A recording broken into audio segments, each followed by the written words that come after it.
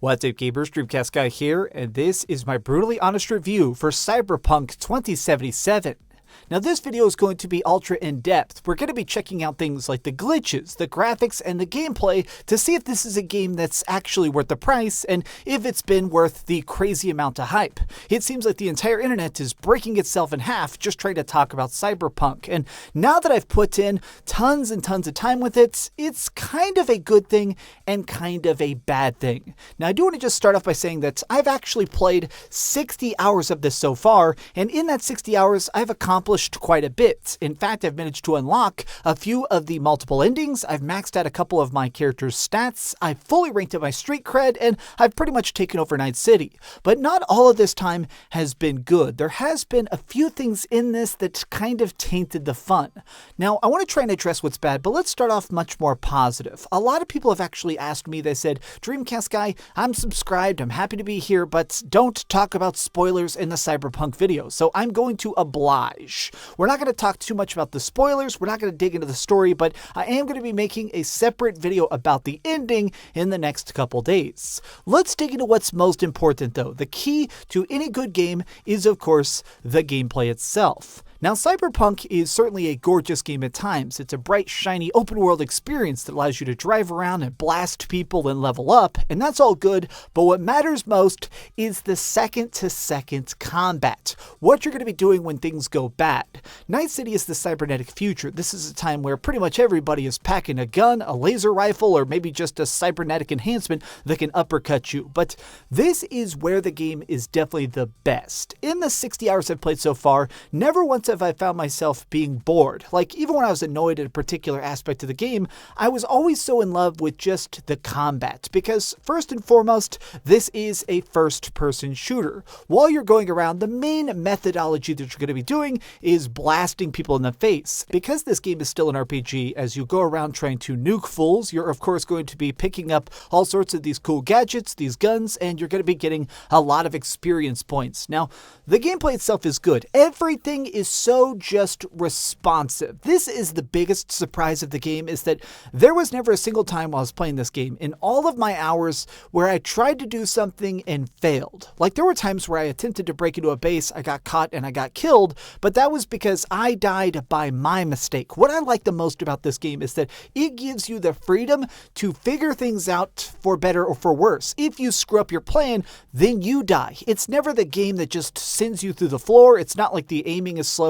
Everything is just so freaking responsive, including even the driving. Like, again, I'm just shocked about the fact that this game is so fun to just explore and freaking kill people in. A major aspect of this gameplay that makes it so fun is not only you trying to get experience points to work on your specific talent points, that way you can do things like go into your trees and upgrade your stealth, make it so that every time you kill people you get healed. You can do things like actually going in there and making it where specific weapons do extra damage or headshots multiply. Like, it's cool that as you level up, you feel very, very much like your strength is multiplying. And, just to be honest, about 20 hours into this game, or maybe it was like 30 hours into this game, I felt like a pure robot. I felt like I could just rip apart the entire universe, and it was so freaking fulfilling. And part of this comes down to the cyberware. So one of the major things that exists in the Cyberpunk universe that makes it so freaking unique is the fact that in this future, there's a way to very cheaply upgrade your body, and pretty much everybody has this. Because it just costs a couple $1,000s, everybody decides to upgrade their brains to think faster. Like, I did some pretty wild body modifications. Like, I was able to do things like every time I killed a target, it would automatically slow down time for a couple seconds. I made it where if I got extremely hurt,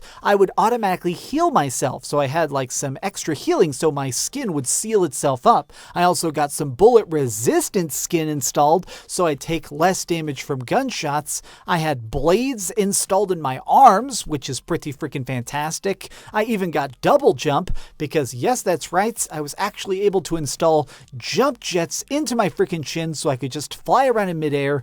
it's cool that there is just so much accessibility. Like, there's just so much in this game that lets you go in there and tinker with how you're going to play. Now, all of us may start the same in Night City, but the way we end is very, very different. And already I'm kind of curious because I bet there's people that are going to break this in some incredibly interesting ways. Like, already just in the 60 hours I've played, I've found some really interesting combinations of abilities that just made it where I could practically blow people up. I've gotten headshots for 30,000 damage by getting multipliers that would actually make it where if I had a silencer on my gun, it'd do double damage. If I was undetected, it'd do triple damage, and then quadruple damage for sniper rifles, and then I got the heaviest gun I could find. Stuff like that is so freaking thrilling and kind of makes me the most interested in participating in this world. Now, while I was driving around, I really got a chance to enjoy the fact that technologically, this game is pretty dang magnificent. So this is the Xbox One version of the game, and it's running on the Xbox Series X. Let's talk a little bit about how this game operates. So this is an open world game. You are going to be able to travel from one end of the city to the other. You can even choose to drive out of town and just explore the deserty wastes or do side quests in these little tiny inhabited villages and stuff. But what's great about this is that it's really cool just to see how good this game runs for being what's probably the last of the last gen major projects. Now, this is being recorded on an Xbox Series X, even though this is an Xbox One game, but I'm extremely curious to see how this game is going to look and run on the PlayStation 5 and the Xbox Series X when the update patches are out or when the next gen versions are released, because even in this current format, even this is a stunningly smooth experience. It seems as if the game locks itself pretty much at either 60 frames a second if you're on the high frame rate mode, or it goes to 30 frames a second if you're playing on the standard higher resolution mode. And the fact that this manages to be such a streamlined look, I mean, to me, that's pretty dang decent. But this does definitely bring me to the first major gripe I have with Cyberpunk, which is the fact that because this world manages to be so big, like, the city itself is freaking massive. Like, I can keep showing you clips of just driving through the city at 100 miles an hour, and it just goes on and on and on. I can look up at these giant skyscrapers, sometimes of which you get to climb around inside these skyscrapers for the quests and stuff. The game being big has a cost, which is the fact that there is a lot of cheating in this game, that if you stop to really pay attention, you start to notice all the technological sacrifices that are a little bit goofy. Times where there's bodies that disappear, there's glitches constantly from guns floating in the air, people where you kill somebody and they just sit there pretending to be alive even though they have zero health. There is a lot of just stuff like, at one point I was on a road that was very, very straight, and I noticed that if I just looked at the end of the road, cars were magically appearing and disappearing. That way the city would look full even if it was relatively empty. You'll also notice that when you're playing this game, there are certain sections of the city that are jam-packed, where the sidewalks are crowded and there's people walking around that all look good, and then there's parts of the game that are practically empty, where there's just parts of the city that it seems like they didn't finish, they didn't fully program. It just seems like one of those games that's a little bit inconsistent technologically because they wanted to make things as uniformly good running as possible. But I think that this is something I can, in a way, forgive. Now, the biggest reason I'm able to forgive the crazy amount of glitches I encountered from, messed up items, the reason I'm okay with a lot of it is because I think the lore and the writing is so magnificent. This is genuinely one of my favorite universes that's ever been created. I think that the motivations of different enemies, the fact that our characters are so well fleshed out, this is a very freaking rare experience. It is a game that sticks in the back of your mind. It is a game that will haunt your dreams and make you want to go back to Night City. And I think that is a huge testament to just how good this is. There's honestly such a fascinating series of layers when it comes to lore and logic. Like, everything in this universe feels so thought out. Like, when you think of things like, why are there not cell phones? Like, if this is so far in the future, how come everybody doesn't have a smartphone? And why is it that people just use like these fancy walkie-talkies? If I go into an arcade, why are the games that are in the arcade like crappy pachinko or something? Why don't they have like the PlayStation 25 or something something? Why does everything look like Atari graphics? Well, all of that is explained. Like, if you decide to really care about this world, if you decide to walk off the streets, talk to random people, do random side quests, like the times where I stumble across a monk and he's just trying to tell me about how their religion is very anti-technology, and like one of the worst things you can do to get banned out of heaven is replacing your skin with cybernetic parts. Or if you're just walking down a random alley and you find a murdered dead body of somebody who has a prototype cybernetic gun that can talk and has a little AI. Like, each of these pieces are good, but once you start doing more side quests and finish the main story, you become to just really kind of just be blown away. And as you continue to explore, it seems almost like the most rewarding aspect of this game is getting a chance to have so many interesting questions with so many perfect answers. Now, I do want to talk a little bit about side quests and main quests, but this is not going to have any spoilers. We are going to be doing a spoiler video after, because I do need to talk about that ending. But in this video, what I do want to say is that it's kind of insane to me that there are just so many hundreds, if not thousands, of things to do inside of Night City. Like, this main thing I have to show you in the game to really try and convey the scale is the map itself. Like, okay, so just take a look at this. We're starting out super zoomed out. We're going to slowly zoom in. Notice all the icons that pop up. Now, there's basically 3 different styles of missions in this game. There's the main missions, which are typically like the major things that are going to advance the plot. Sometimes they give you giant unlockables or whatever like that.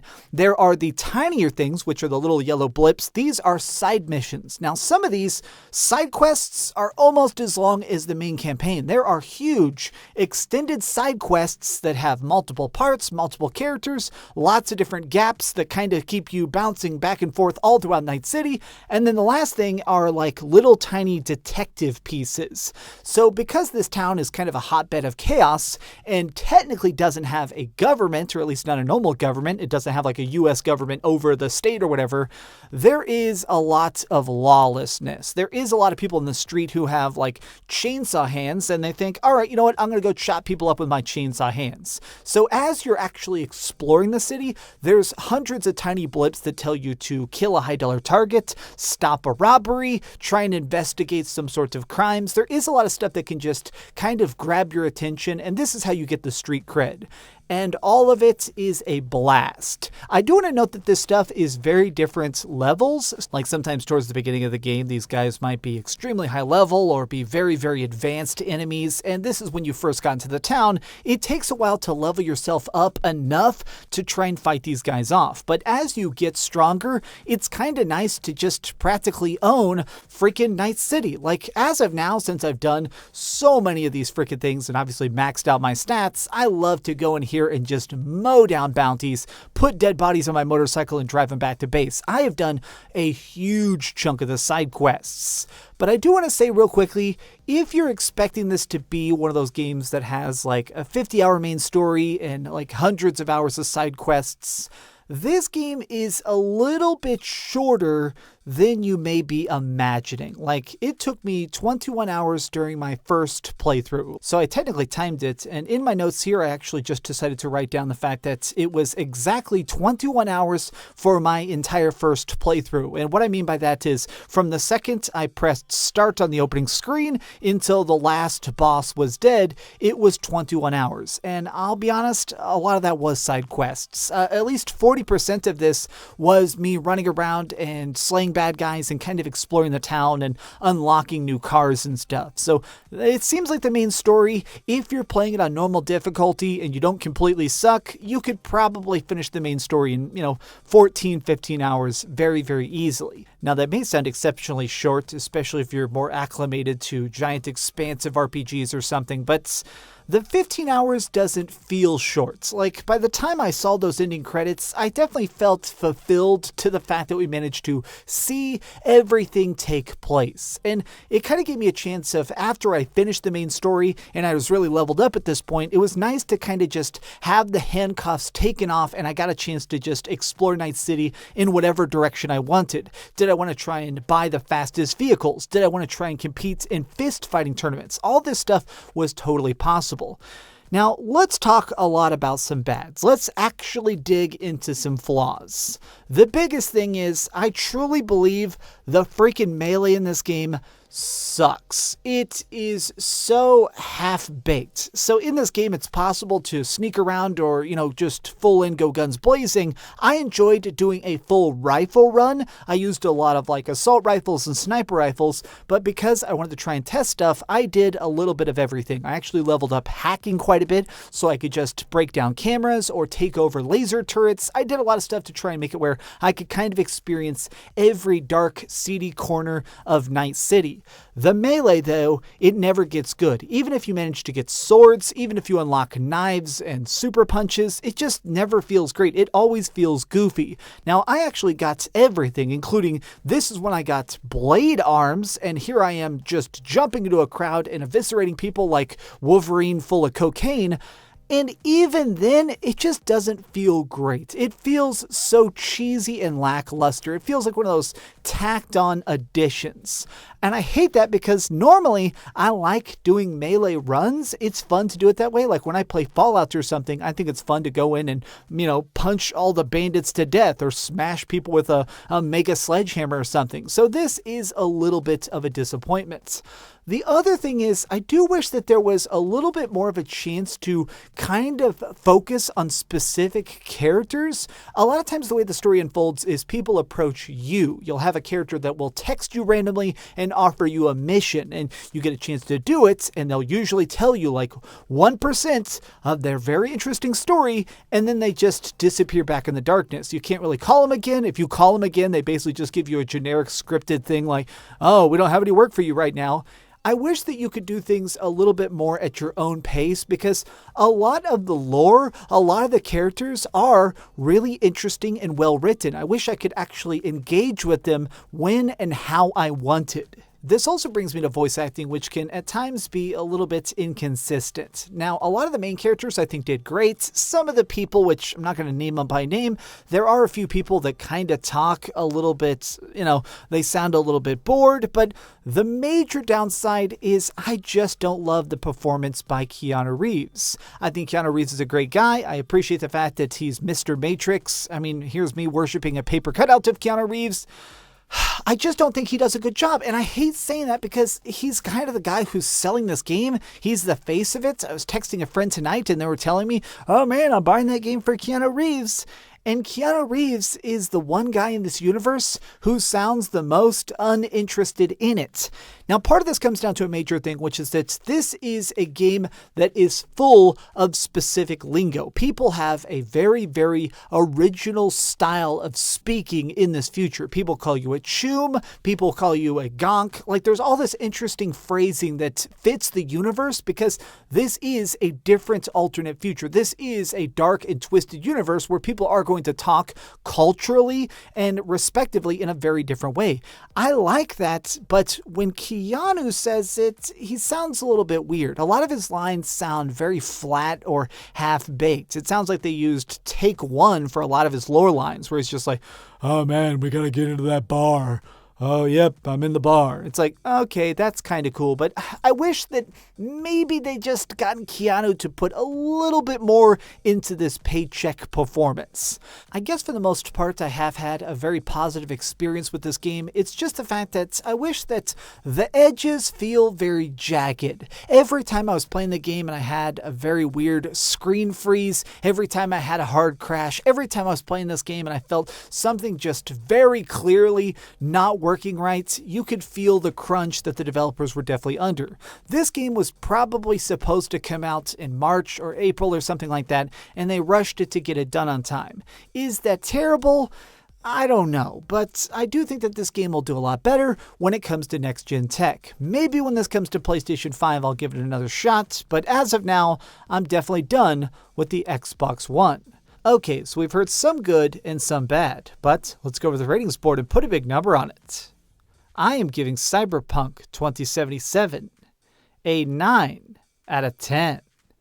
If you're one of those people that's really craving a big open world experience, something you can go back to and play again and again, to explore, to try and find secrets, to just go on your own custom adventure, I highly recommend this game. But if you're looking for a very polished experience, maybe wait a couple months for them to really kind of finalize the game and make a couple major patches. This is one of those games that's clearly just going to keep getting bigger and better and a lot nicer looking as time goes on, so there isn't exactly a rush to play it. Well, thanks so much for watching, gamers. If you enjoyed this video, please give it a thumbs up, share with your friends, and subscribe if you haven't already. But do me the biggest favor of all, and keep dreaming. Thanks so much for watching that video. If you want to see something else, you can always click this link to see what I put up last, or, subscribe and see what's coming up next. Also, I promise that whatever I do, it'll try not to suck.